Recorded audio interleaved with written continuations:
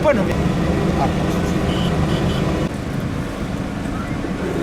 Noi abbiamo GPS, a seconda di quello che vi occorre posso fornire Dei marker a terra in modo poi da poter referenziare per